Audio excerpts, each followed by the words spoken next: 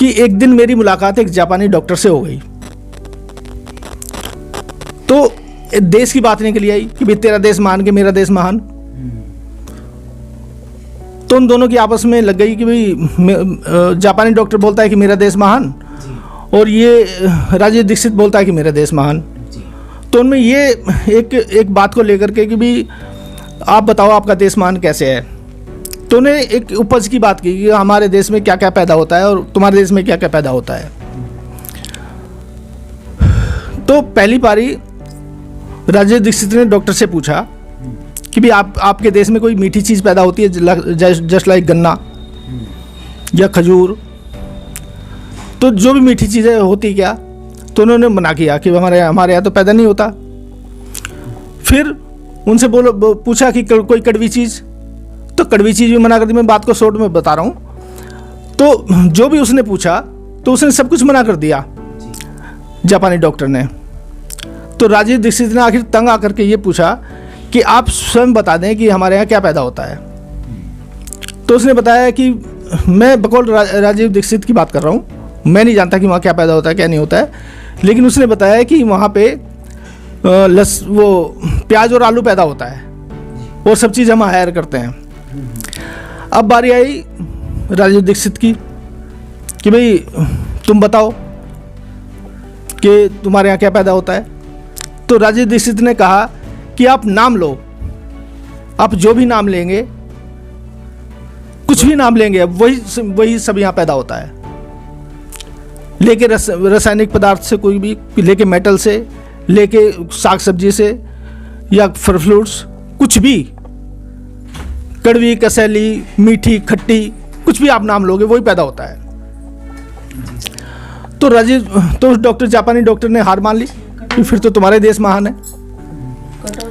मैंने कहा अगर मैं राजीव दीक्षित के पास बैठा होता इस वक्त, अगर मेरी उससे वार्तालाप हुई होती तो मैं उससे ये कहता कि अगर तुम्हारे देश में सब कुछ पैदा होता है, सभी कुछ आपने बोला कि आप नाम लो, जो भी आप नाम लेंगे वो सब पैदा होता है, लेकिन फिर भी आप अगर विकास की रैंकिंग देखी जाए, प्रोग्रेस की रैंकिंग देखी जाए, तो आप पाएंगे पूरे देशों की संख्या में 150 से ऊपर है ना। और अगर यहाँ पे आप करप्शन देखा जाए तो करप्शन में आप पाएंगे टॉप में, पहले दूसरे नंबर पे, तीसरे नंबर पे भारत जी। तो पहले दूसरे पे पाएंगे।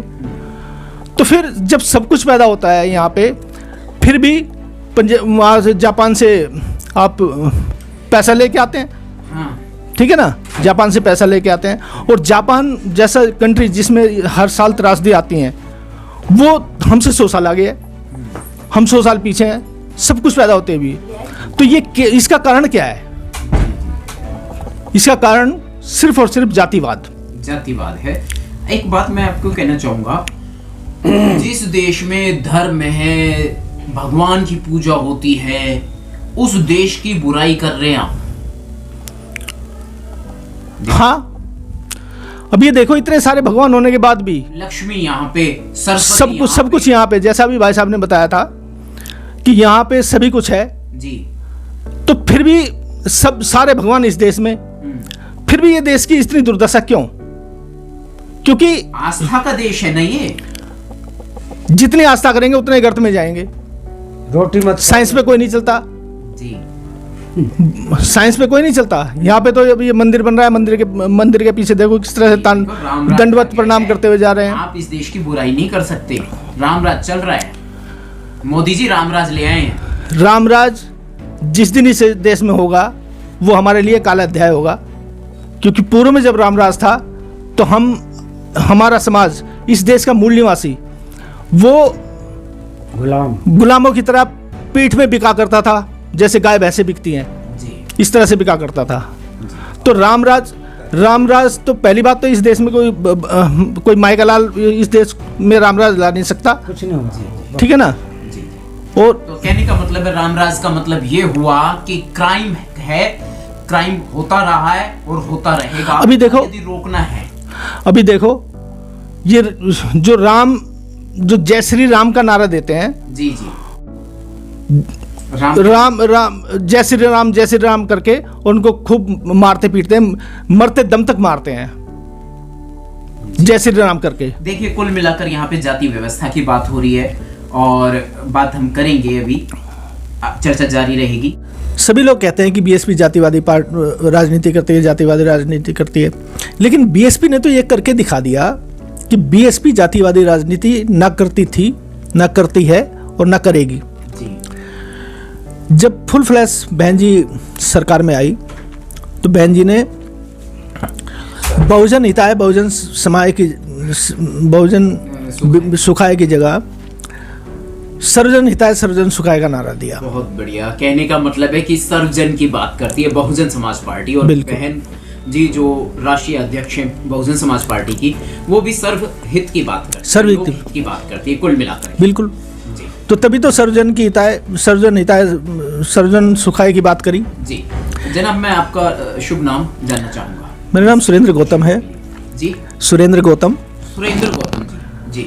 और मुझे बीएसपी से जोड़ने वाले किशोरी भाई साहब हैं जी, किशोरी लाल मौर्य जी। हाँ जी।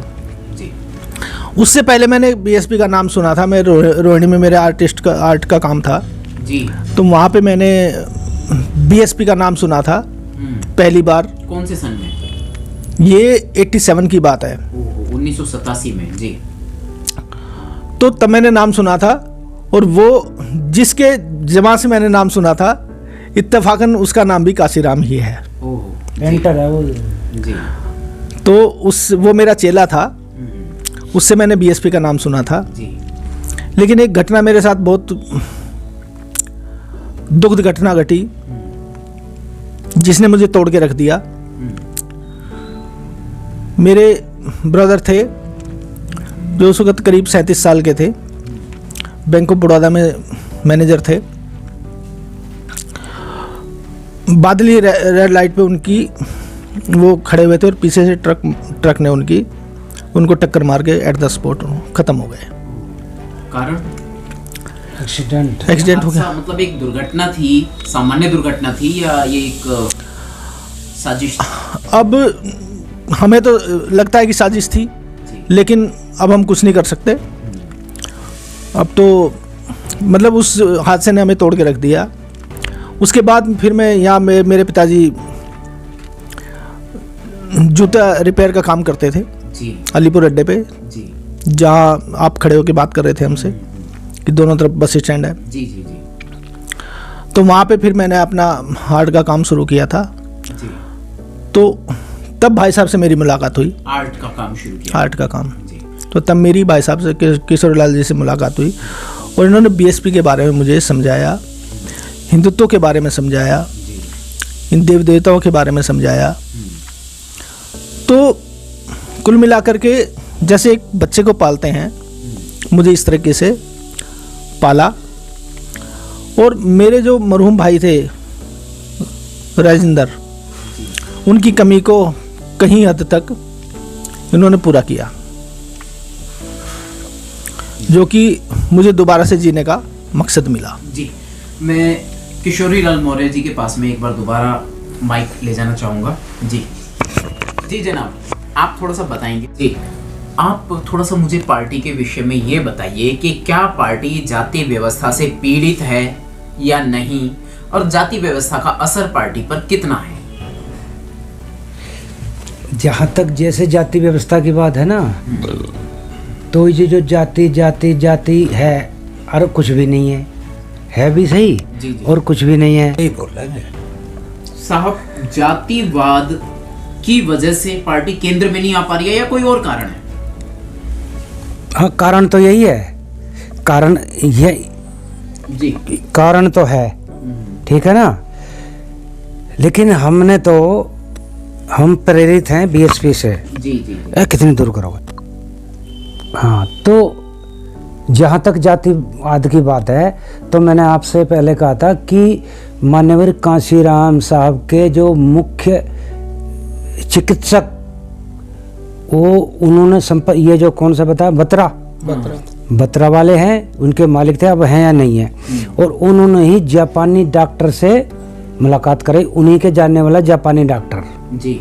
और बाबा साहब को हेल्प करने वाले सबसे पहले ये जो टोपाज ब्लेड है इसके थे मल्होत्रा, बाबा साहेब को या मान्यवर साहेब कांशीराम जी? मान्यवर कांशीराम साहब के टोपाज ब्लेड के कंपनी के मालिक, हाँ मल्होत्रा जी, मल्होत्रा जी, उन्होंने मान्यवर साहेब कांशीराम जी को समर्थन दिया, हाँ बिल्कुल साथ में रहे, तन मन धन से पैसा भी दिया जी, साथ में रहे।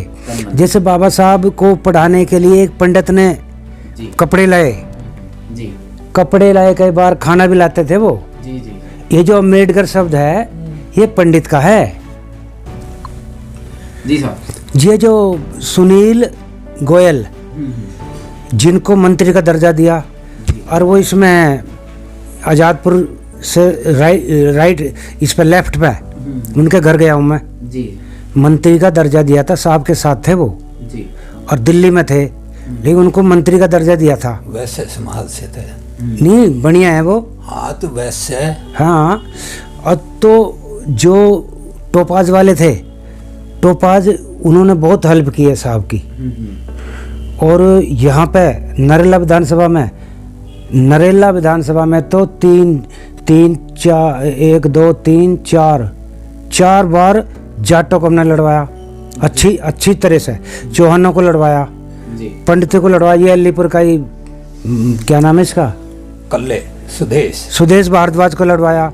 और मैंने जो एससी थे उनको तो 5-5 लाख जमा करवाए, इसके 2 लाख करवाए, जी इसके 2 लाख करवाए थे। और इधर से हमारा चौहान था, सुल्तानपुर से था चौहान था हमारा। ये सारे समाज को पार्टी है ये तो बदनाम करने के लिए जो मीडिया ने जो काम किया है। थोड़ा सा इस पे प्रकाश डाल दूं। एक सेकंड। जो बहुजन समाज पार्टी के संस्थापक हैं और यह जो दलित समाज है जो भगवान मानता है, जिस आदमी के नाम पर ये देश है, बौद्धिस्ट ये देश है, और वो भगवान गौतम बुद्ध हैं, उनका इंटेलिजेंसी में एनसाइक्लोपीडिया में पूरे वर्ल्ड में पहला स्थान है इंटेलिजेंसी में।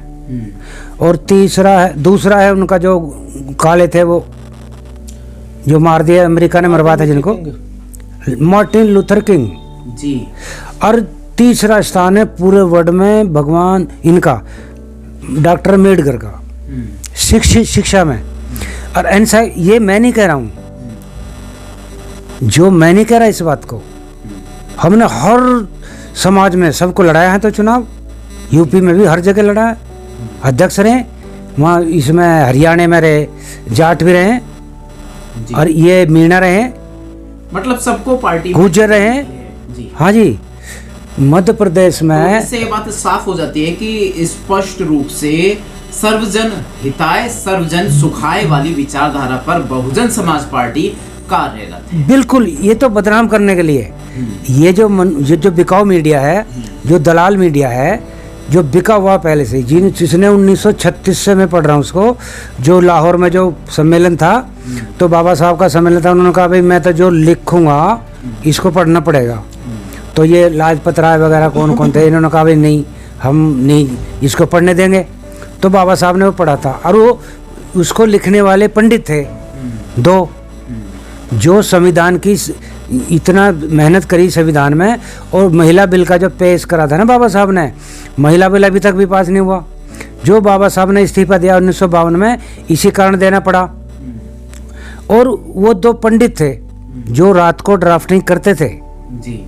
2 पंडित हैं वो, मेरे पास नाम है, सब कुछ है उनका। तो वो बाबा साहब के लिए जो बाबा साहब कहते थे काम देते थे, वो ड्राफ्टिंग का काम करते थे, महिला बिल पे भी, संविधान के ऊपर भी। अच्छा। ऐसा नहीं संविधान का विरोध थोड़ी करा सभी ने। पंडितों के नाम जान सकते हैं उनके नाम। आप ये कहना चाह रहे हैं हाँ। संविधान के में उनका योगदान रहा है, बिल्कुल। बाबा साहब के मतलब जो है वो बाबा साहब के हाँ जी। अनुयायी थे एक तरीके से। आज जो उनका नाम मुझे पता नहीं है, लेकिन जो 7 बनाए हैं, 7 संविधान समिति के, प्रारूप समिति, तो उसमें एक तो बंगाल के थे, एक मर गए, एक बीमार, एक आए नहीं। तो राजेंद्र जो प्रसाद हैं, इनका सुनो, इनके स्टेटमेंट, जो राष्ट्रपति बने थे, दूसरे नंबर के थे वो। हम ये मान लेते हैं कि ब्राह्मण जो है वो मतलब जो है हर ब्राह्मण खराब नहीं है, नहीं, ब्राह्मणवाद कहते, ब्राह्मणवाद तो चमारों में बहुत कर रहे हैं इस समय। ब्राह्मणवाद वो नहीं, ब्राह्मण तो बहुत लेखक है, उनको पढ़ो तो सही। इसमें बहुजन समाज में इतने लेखक हैं, राइटर हैं, आजीवन समर्पित है। ये राहुल सांकरता नहीं है। एक बात इम्पोर्टेंट बात है करोगे? भाई साहब।